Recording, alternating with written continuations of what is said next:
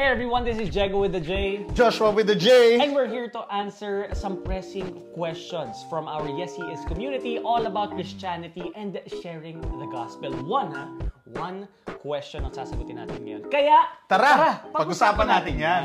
Okay bro, meron tayong isang katanungan. Very important, very heavy. Kasi ako, I've been asked this question so many times and for sure ikaw din. So ang tanong ay, anong gagawin ko if I don't feel like I have credibility to share the gospel sa friends ko or even sa family members?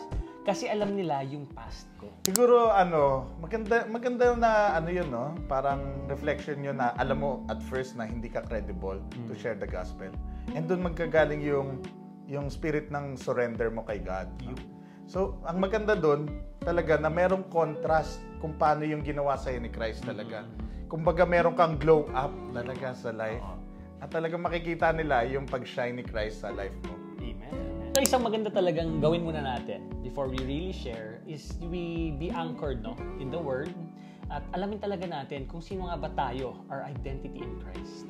Kasi doon tayo magkakaroon ng understanding kung ano ba yung gusto ni Jesus gawin after i-receive natin siya as Lord and Savior.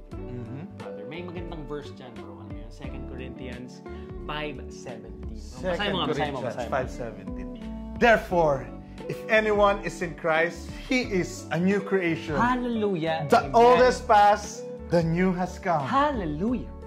Behold, the new has come. Sabi ayon sa 2 Corinthians 5:17 that when you are in Christ, the old has gone, the new has come. But there are certain instances or circumstances na, let's say, bagong Christian pa lang, you're just learning the ropes, kumbaga, talagang nandun ka pa sa early stages or process ng, beginning mature. And it's really hard for you to share. Like ako, ang experience ko kasi, brother, I was a drunkard, I smoked, I did drugs, I was a womanizer.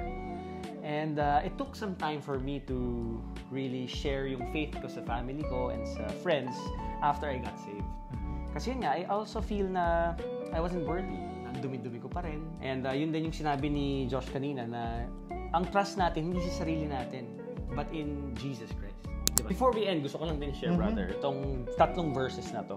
Kasi yung pag-share ng gospel, command yan ni God. Command yan ni Jesus. Sabi niya sa Mark 16:15, go into all the world and preach the gospel to all creation. So, command niya yan. So, syempre, pag magkukommand si Jesus, brother, bibigyan niya tayo ng means for us to do His will.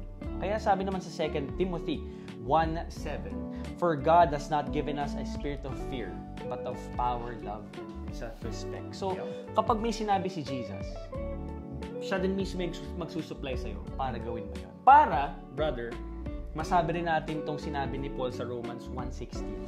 For I am not ashamed of the gospel because it is the power of God that brings salvation to everyone who believes. First to the Jew, then to the Gentile.